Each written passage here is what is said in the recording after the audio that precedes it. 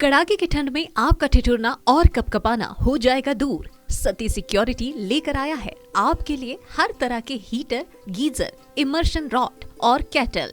Geyser 3 litre से लेकर 25 litre तक हर साइज में। इमर्शन रॉड पानी को गर्म करने का सबसे सस्ता और आसान तरीका। इलेक्ट्रिक केटल चाय और मैगी के साथ अब सब्जी भी बनाना हुआ आसान। हीटर सर्द हवा में भी ठिठुरना होगा दूर।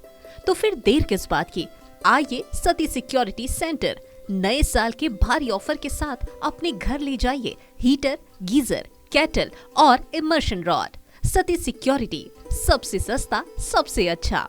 सती सिक्योरिटी नियर ऋषि भवन, शिव मंदिर चौक, बड़ा बाजार, कटिहार। 854105 बिहार।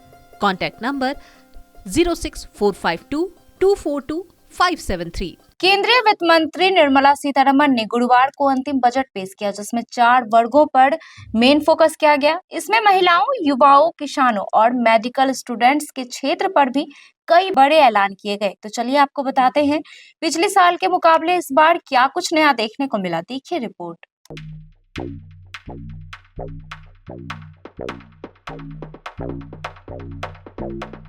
देश में जब भी बजट पेश किया जाता है, हर बार एक आम नागरिक को बजट देखकर निराशा ही हाथ लगती है।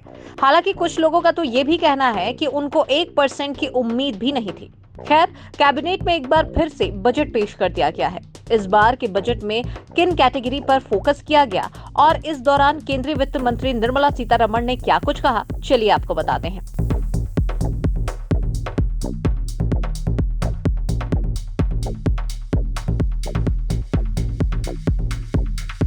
दरअसल बजट की शुरुआत में निर्मला सीतारमण ने कहा कि देश की जनता भविष्य की ओर देख रही है। पीएम मोदी के नेतृत्व में हम आगे बढ़ रहे हैं।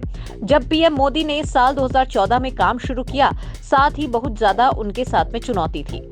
जनता के हित में काम शुरू किए थे और कई लोगों को रोजगार मिला था। इसके बाद उन्होंने आम जनता के लिए बजट का पिटारा खोल दिया।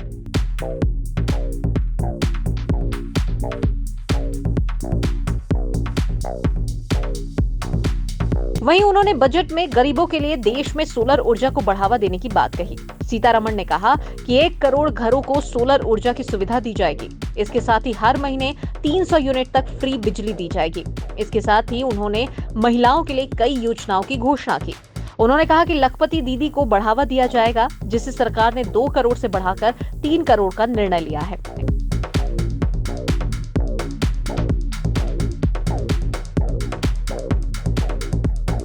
हालांकि इस बार के बजट में टैक्स और महंगाई के क्षेत्र में न तो बढ़ावा देखने को मिला और न ही राहत देखने को मिली। वहीं बजट पेश होने को लेकर किसानों को जहां काफी उम्मीदें दी, उन्हें यहां भी निराशा देखने को मिली। जहां पहले किसान पीएम किसान रकम बढ़ाने को लेकर उम्मीद जता रहे थे, उन्हें भी यहां पर निराश होना पड़ा। सरकार ने रकम तो नहीं बढ़ाई, लेकिन सरकार ने पीएम आवास योजना के तहत 2 करोड़ किसानों को घर देने का जरूर ऐलान कर दिया है।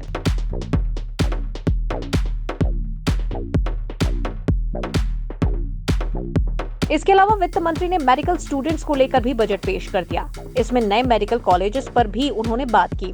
उन्होंने कहा कि देश में ज्यादा मेडिकल कॉलेज खोलने पर काम करेंगे। बता दें कि भारत में अब तक कुल 725 मेडिकल कॉलेजेस हैं। इनमें से 141 निजी मेडिकल कॉलेज हैं, 89 सरकारी स्वामित्व वाले हैं और बाकी 8 अर्ध शासकीय स्वामित्व वाले हैं।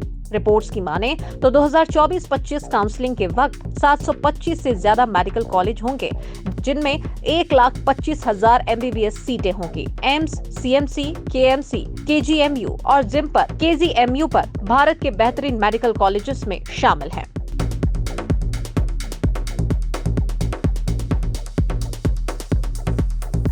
तो कुल मिलाकर बजट को लेकर लोगों की मिलीजुली प्रतिक्रियाएं निकलकर सामने आ रही है। किन्हीं लोगों के लिए ये बजट शानदार साबित हुआ, तो कई लोगों को इससे निराशा भी हाथ लगी है।